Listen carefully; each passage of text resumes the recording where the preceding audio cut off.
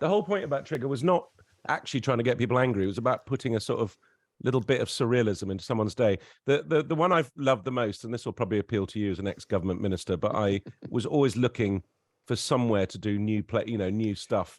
And I noticed on the embankment there was a really good sort of public park. And so always we'd sort of drive the van up, camera would get in place, I'd get into position, and we'd do the thing, and that was it. And we were always filming it in parks, so we were looking for new places. And we found this place in the embankment, and I was doing my spy thing. So we saw a guy sit down on a bench. I wandered up, sat down next to him. I looked at him, he looked at me, he was opening his sandwiches, and then I slid a briefcase across to him. And I said, "Do you have the dossier?" And he said, "Sorry, what?" I said, "Do you have the dossier?" And he just got up he just bolted, and I just couldn't understand what was going on. Joined by is Dom Joly. Dom, welcome to the show.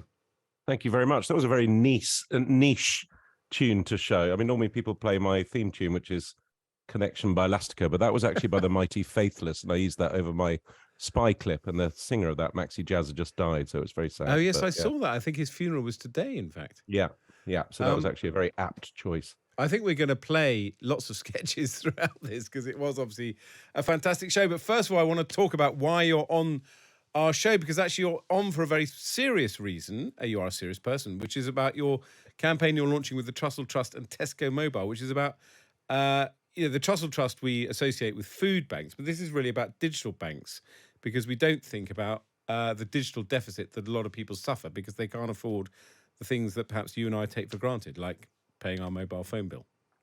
Yeah, exactly that. I think when people get into financial hardship, I think people understand the concepts of why someone might need to go to a food bank or whatever, but I think they often don't see data or the necessity to be online as a kind of staple, something you really need. I think it's seen as a bit of a luxury.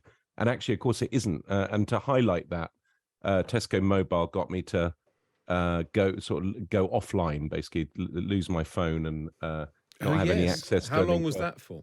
Well, it was only a weekend. So, I mean, honestly, for a weekend for me, it was actually quite nice. It meant I could stop being rude to people on Twitter, and I could learn the names of my children, and my Labradors looked at me with a sort of new excitement. All that was great.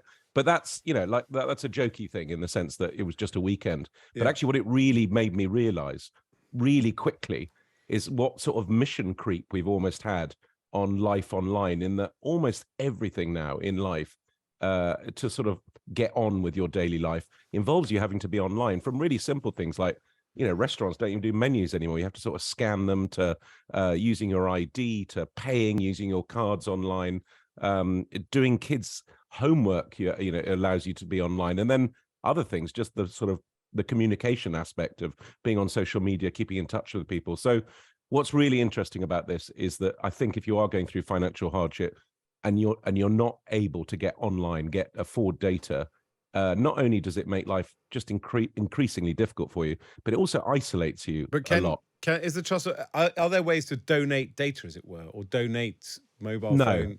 No, what's happening is Tesco Mobile, because Trussell Trust do such good work with food banks anyway, and so they've set up these little helps data bank, and they basically are aiming to help up to 50,000 people getting access to data. But if anyone's interested, they can go to tescomobile.com, and all the sort of partnerships and information is there. But it is a good cause. It is. And you talked about being rude to people on Twitter.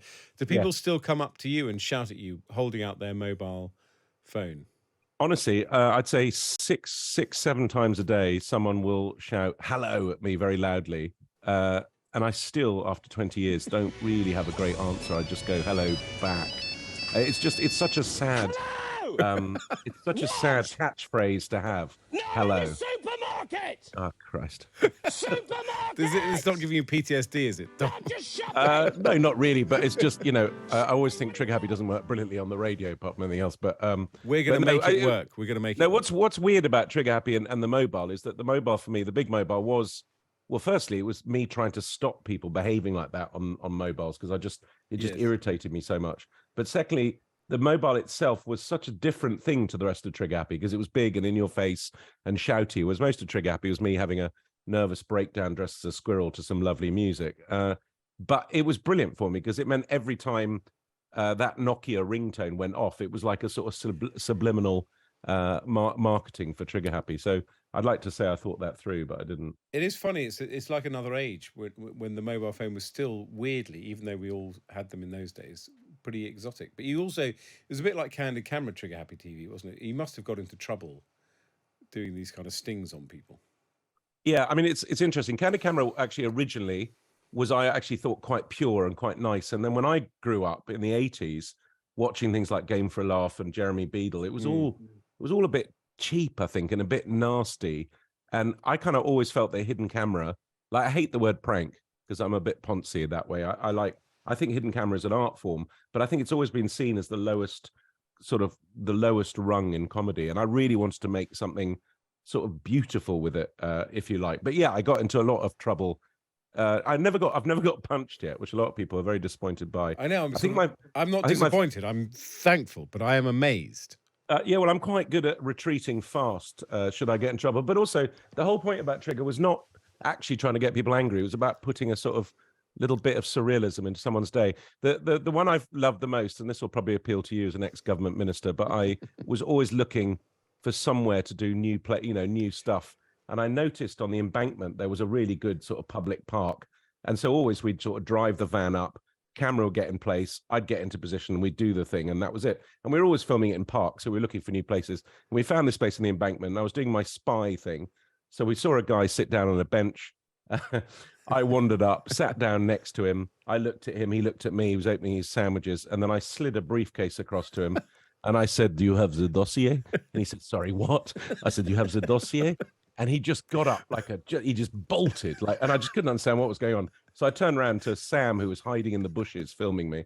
And I thought, right, we'll go again. And literally we were just waiting. And then suddenly out of the blue, bang, two sort of plain clothes guys grabbed me, pinned me to the ground. No. Sam disappeared. And of course, I realized we were at the back of the Ministry of Defense. We were in the little garden at the back of Ministry of Defense. All these people thought they were being turned. And so I was saying, please, I'm filming a TV show, the guys in the bushes. And of course, Sam had legged it. So that was it. So I got in trouble with that sort of stuff quite a lot. We got arrested quite a lot. I've been arrested I was also arrested dressed as a spy on the Empire State Building, which was quite good.